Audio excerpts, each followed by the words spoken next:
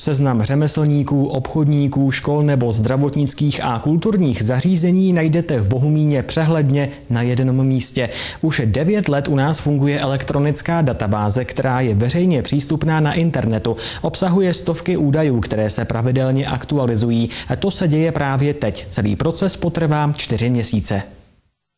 Přestože pracuje na radnici jako informační technik, k počítači si teď na několik týdnů přidává pobyt v terénu. Michal Kolovrat postupně navštěvuje vytipovaná místa v Bohumíně, která jejich majitelé, provozovatelé či zástupci zaregistrovali v rejstříku nazvaném Firmy služby podnikání.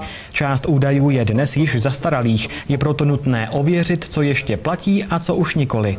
Je potřeba zkontrolovat, jestli souhlasí adresa, ale první věc, co je, nemáme u vás uvedené ičo. Můžete paměti? 650. Můžete napsat do toho.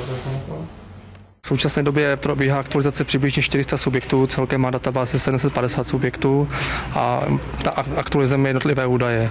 Procházíme vlastně celý Bohumín, jednotlivé firmy se ptáme na aktuálnost telefonních čísel, aktuálnost adres, aktuálnost otvírací doby. V dotazníku jsou položky, kde se dají přidat poznámky k různé služby, které nabízí, takže můžeme do tohoto dotazníku přidat. Nejvíce jsou to asi mobilní telefony, protože teď většina lidí ruší pevné linky, takže vyměňují mobilní telefony nebo internetové adresy, e-mailové adresy.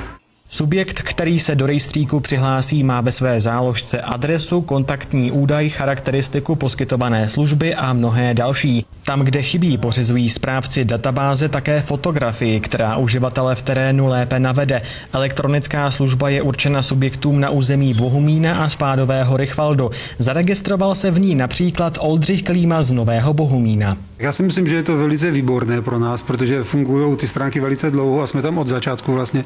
A už několikrát se nám stalo, že přišel zákazník a řekl, že nás našel na stránkách města Bohumína, že si našel pracovní dobu, jak dlouho pracujeme a prostě zkusili telefon a zavolal nám. Takže já myslím, že je to přínosem pro nás. Na internetových stránkách Městského úřadu Bohumín je databáze firem, kde si vlastně může každý občan vyhledat firmu, kterou potřebuje. Je to tam rozděleno podle kategorií, podle ulic, takže podle městských částí, takže kdykoliv si může vyhledat jakýkoliv subjekt, podnikatele, řemeslníka, obchod, firmu. Do databáze se mohou přihlásit i noví uživatelé. Registrace je bezplatná. Návod, jak na to, najdou na internetových stránkách města, kde je i přihlašovací formulář v elektronické podobě.